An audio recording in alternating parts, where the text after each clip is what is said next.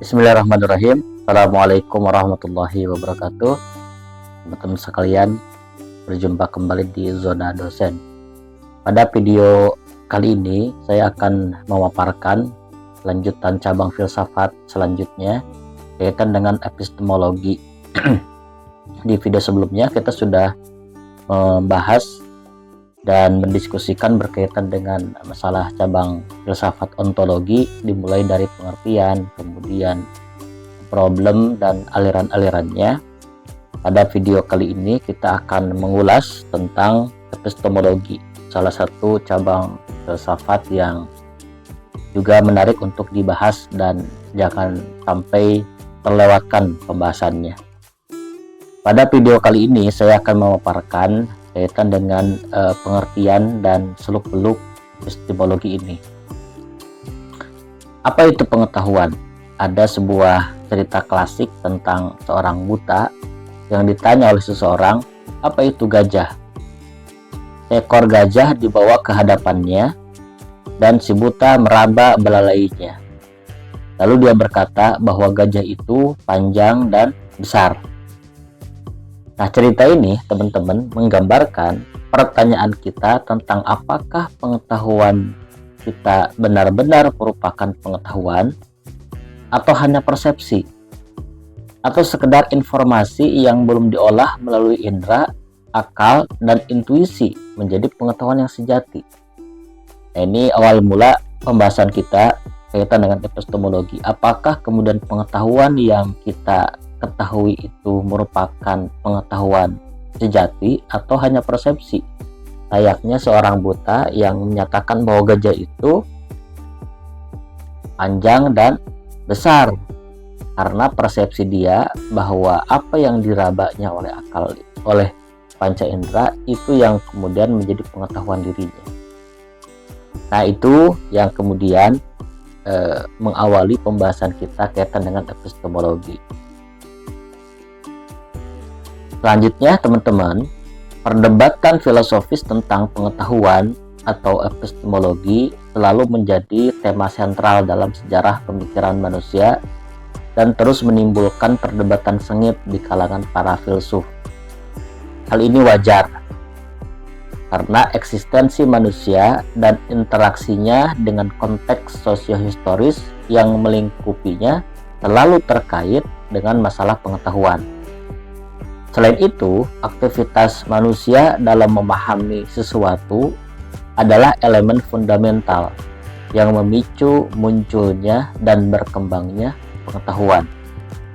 Jadi, salah satu pemicu munculnya perkembangan pengetahuan itu karena aktivitas manusia dalam memahami sesuatu, sehingga memunculkan pengetahuan-pengetahuan yang baru. Teman-teman, istilah epistemologi pertama kali digunakan oleh J.F.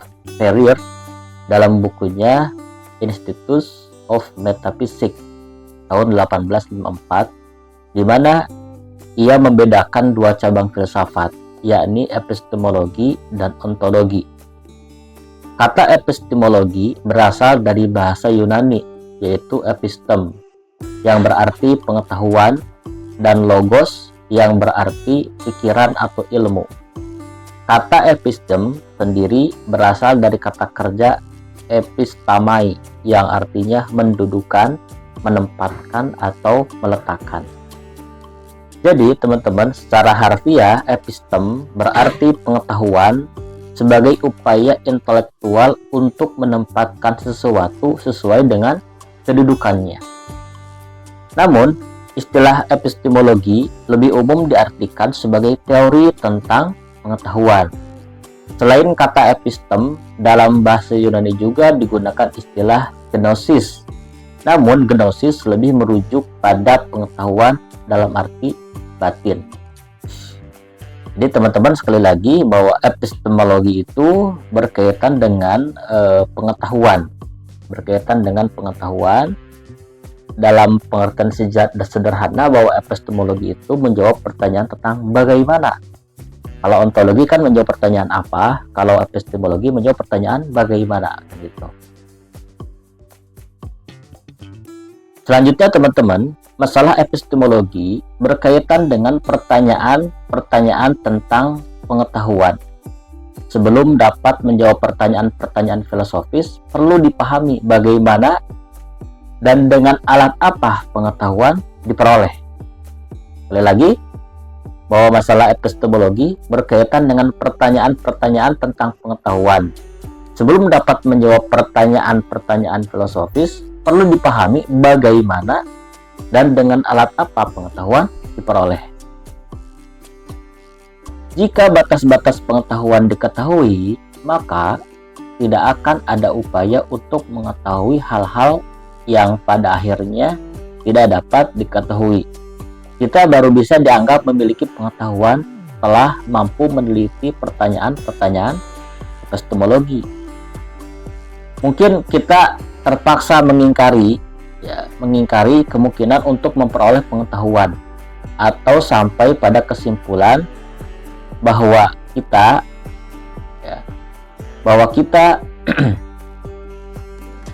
bahwa yang kita miliki hanyalah kemungkinan-kemungkinan dan bukan kepastian.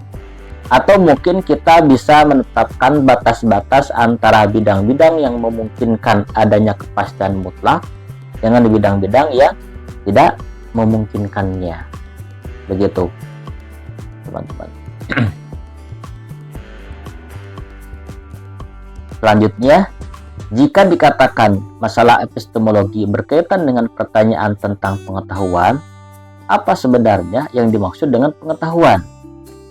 Misalnya, ketika saya berkata, saya mengetahui kenyataan bahwa Kaisar telah dibunuh, atau saya tahu siapa yang membunuh Kok Robin. Tepatnya, apa yang saya maksudkan? Pernyataan pertama dapat disingkat menjadi saya tahu bahwa Kaisar dibunuh. Dapat dipahami bahwa kapanpun kita memiliki pengetahuan, pengetahuan itu adalah tentang sesuatu. Dalam kalimat kedua, dalam kedua kalimat tersebut terdapat fakta-fakta Kaisar telah dibunuh dan saya mengetahui siapa yang membunuh Kok Robin. Apa yang saya ketahui tadi diungkapkan dalam dua pernyataan tersebut yang menjelaskan bahwa hal-hal tersebut memang benar terjadi. Memiliki pengetahuan berarti yakin bahwa apa yang dikatakan dalam pernyataan-pernyataan tersebut benar atau sesuai dengan kenyataan. Jadi, jika saya tahu bahwa Kaisar telah dibunuh, maka itu adalah sesuatu yang saya pahami dan yakini kebenarannya, begitu. Selanjutnya, teman-teman, banyak hal yang dulu kita anggap sebagai pengetahuan ternyata salah. Misalnya, dulu orang percaya bahwa hanya ada 7 planet. Para ahli juga pernah berpikir bahwa Darussalam adalah pusat bumi, atau bahwa dari sana orang bisa turun ke neraka atau ke surga. Kadang-kadang orang yang paling yakin dengan pendapatnya justru adalah orang yang paling tidak tahu. Karenanya, teman-teman, ketidaktahuan itu bisa berbentuk dua macam. Yang pertama, benar-benar tidak tahu. Yang kedua, memiliki informasi yang salah. Jadi, sekali lagi, ketidaktahuan itu bisa berbentuk dua macam. Yang pertama, benar-benar tidak tahu. Yang kedua, memiliki informasi yang salah. Karena jelas bahwa kita mungkin tidak memiliki pengetahuan yang benar, maka kita bisa bertanya, bagaimana kita bisa mendapatkan pengetahuan yang benar? Dan ini semua berkaitan dengan epistemologi. Bagaimana kita bisa mendapatkan pengetahuan yang benar? Maka pendekatannya melalui pendekatan epistemologi, begitu, teman-teman.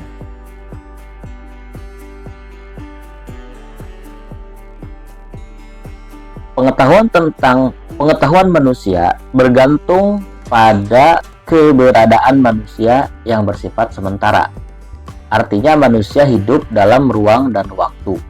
Oleh karena itu, eksistensi manusia selalu belum lengkap. Manusia adalah makhluk yang tidak pernah selesai, yang selalu dalam proses pembentukan diri. Semua ini terjadi dalam hidup manusia yang memiliki sejarah dan hubungan sosial. Interaksinya dengan waktu, lingkungan, dan sesama manusia menjadi pendorong bagi pertumbuhan dan perkembangan pengetahuan. Dari yang tidak disadari hingga menjadi pemahaman yang mendalam secara terus-menerus. Dalam konteks inilah, epistemologi bukan hanya mungkin, tetapi sangat diperlukan. Karena eksistensi manusia selalu belum lengkap dan manusia makhluk yang tidak pernah selesai, yang selalu dalam proses pembentukan diri. Karenanya membutuhkan pengetahuan dan interaksi dengan waktu, lingkungan, dan sesama manusia. Maka dalam konteks ini, epistemologi sangat diperlukan. Secara garis besar, teman-teman, epistemologi dapat dibagi menjadi dua kelompok utama. Yang pertama adalah epistemologi dasar atau general epistemologi, dan yang kedua adalah epistemologi khusus atau spesial epistemologi.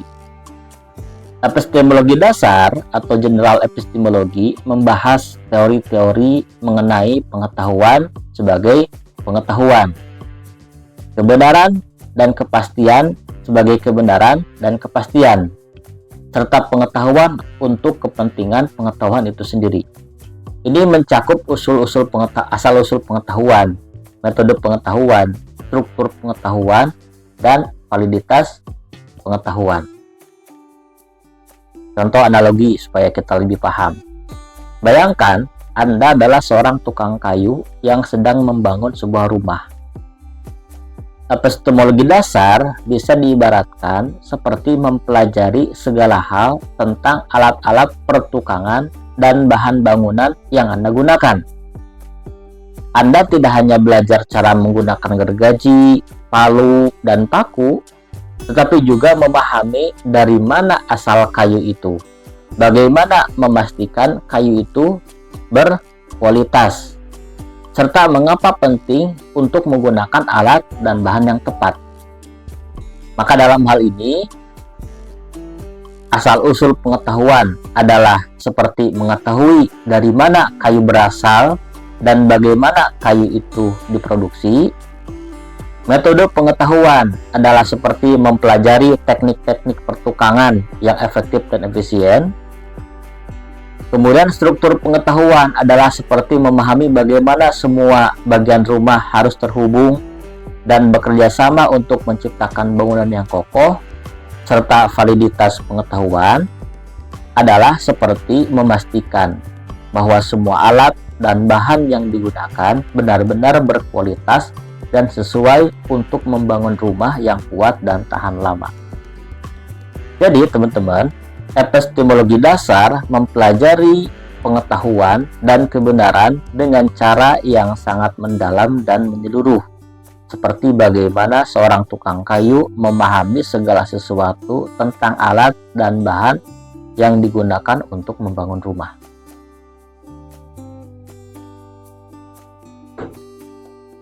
Selanjutnya, apa itu epistemologi khusus atau spesial epistemologi?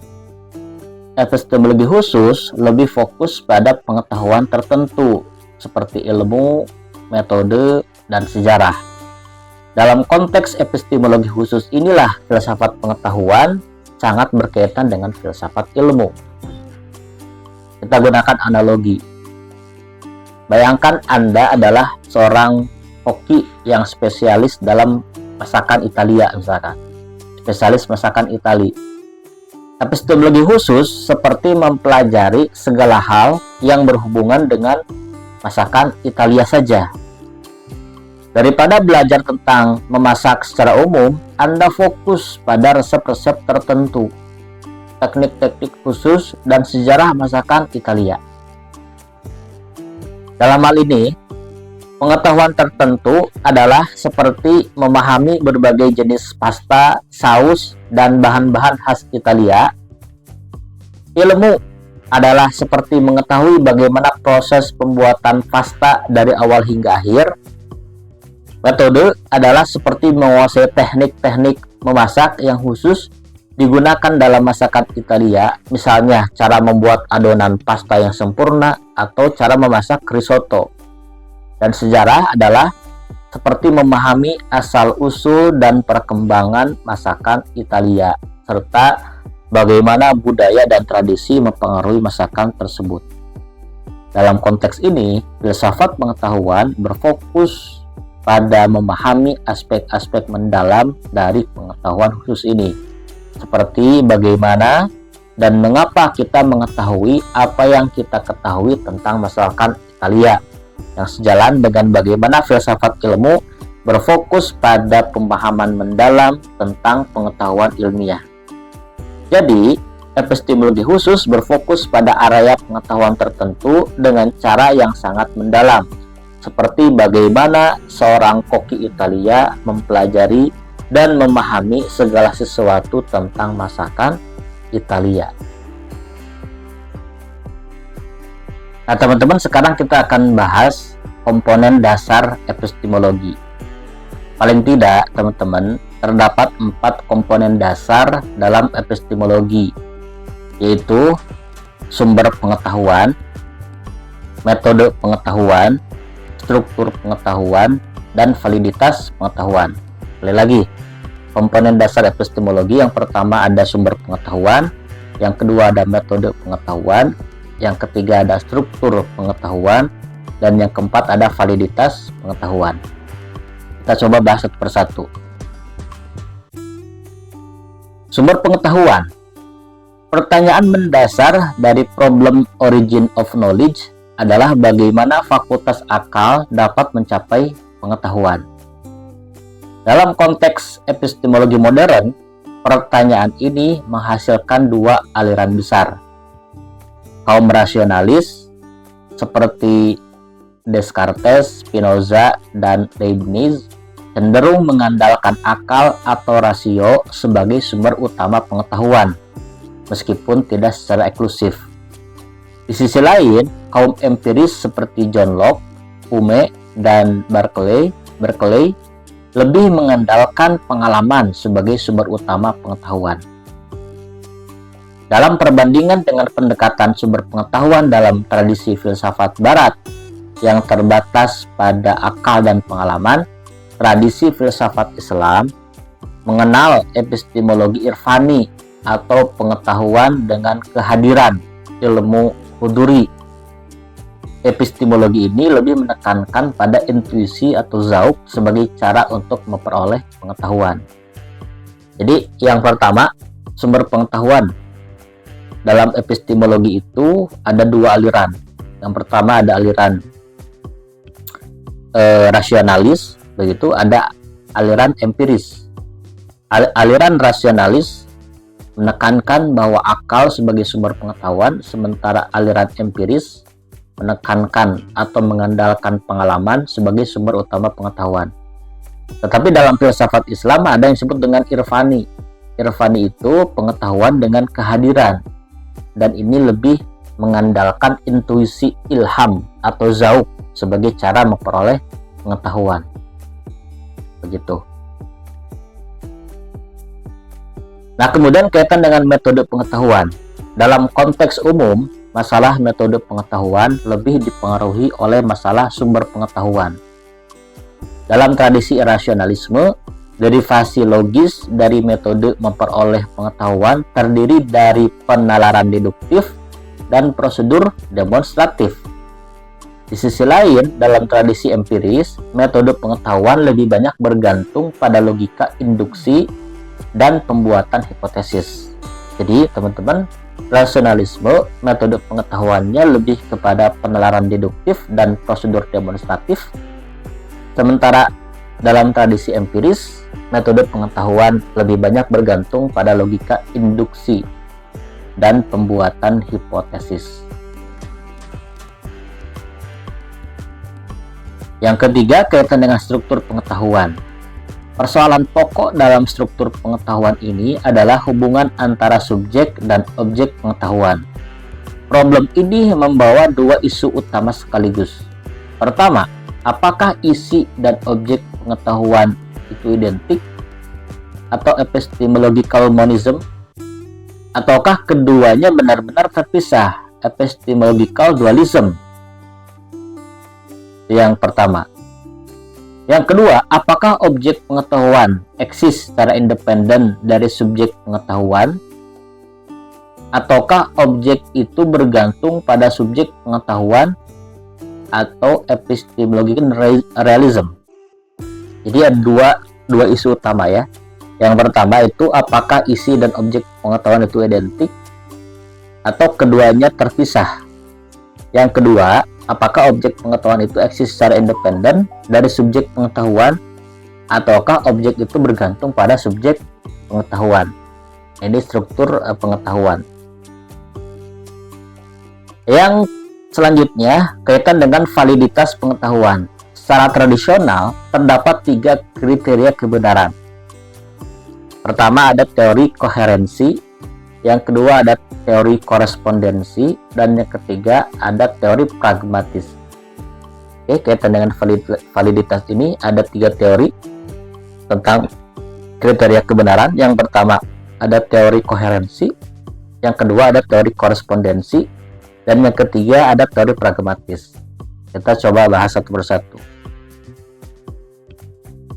Pertama, teori koherensi. Suatu proposisi dikatakan benar jika secara konsisten saling berhubungan dengan semua fakta yang mungkin ada. Konsistensi ini menunjukkan bahwa pertimbangan yang benar harus koheren dengan pertimbangan lain yang relevan dan diterima kebenarannya menurut logika.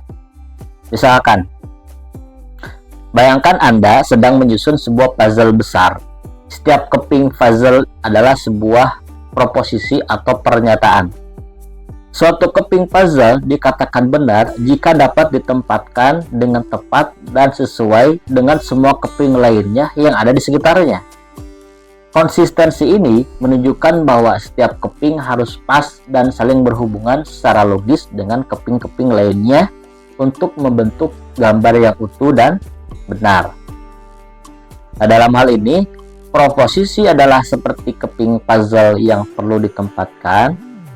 Kebenaran adalah seperti gambar utuh yang terbentuk saat semua keping puzzle disusun dengan benar. Dan konsistensi adalah seperti memastikan bahwa setiap keping puzzle itu sesuai dan pas dengan keping-keping lainnya yang relevan. Jika sebuah keping puzzle tidak cocok atau tidak sesuai dengan keping lainnya, maka kita tahu bahwa keping itu tidak benar atau tidak berada di tempat yang benar. Demikian pula suatu proposisi dianggap benar jika secara konsisten saling berhubungan dengan proposisi-proposisi lainnya yang relevan dan diterima kebenarannya menurut logika. Jadi, teori koherensi menekankan bahwa kebenaran suatu proposisi ditentukan oleh seberapa baik proposisi tersebut menyatu dan konsisten dengan keseluruhan jaringan proposisi lain yang dianggap benar. Seperti yang tadi, bagaimana setiap keping puzzle harus sesuai dengan keping lainnya untuk membentuk gambar yang benar.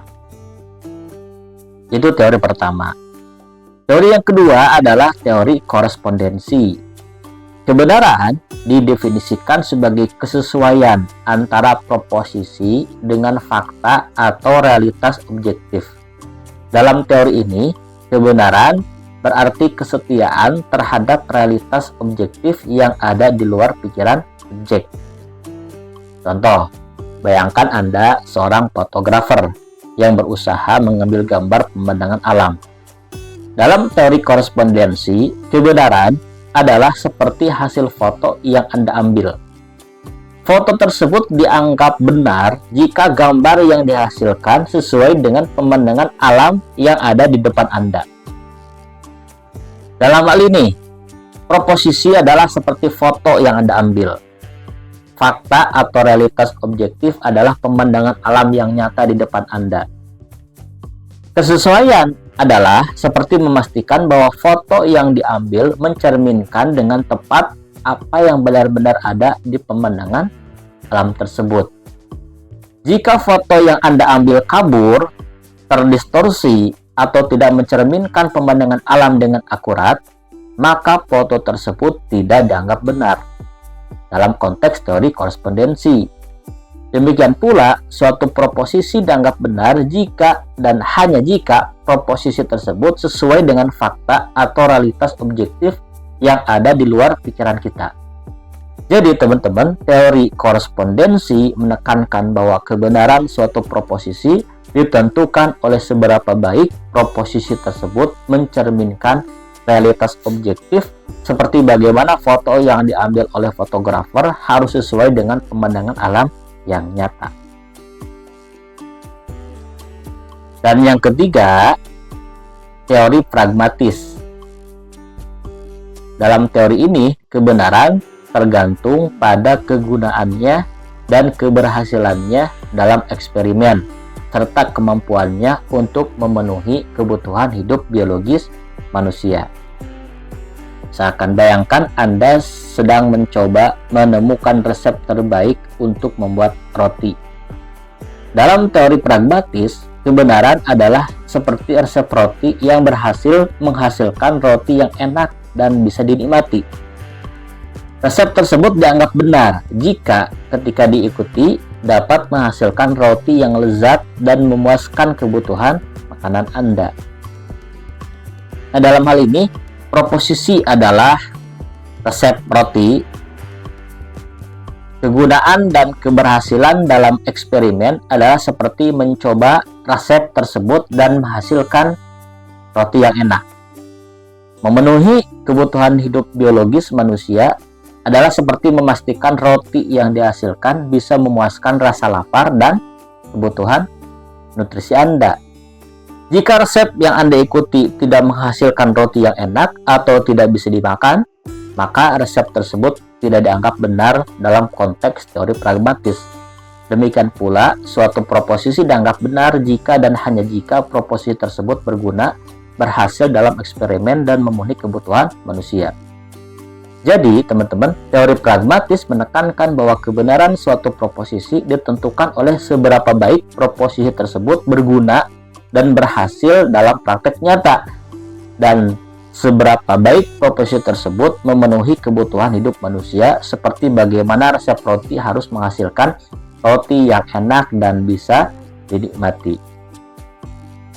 Nah, tentu saja teman-teman, setiap teori yang tadi disampaikan menawarkan pendekatan yang berbeda dalam menilai beragam kebenaran proposisi, baik dari sudut konsistensi logis, korespondensi dengan realitas, maupun utilitas dalam konteks praktik dan eksperimental.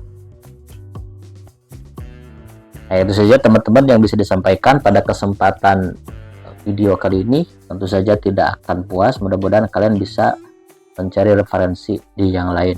Sekian, assalamualaikum warahmatullahi wabarakatuh.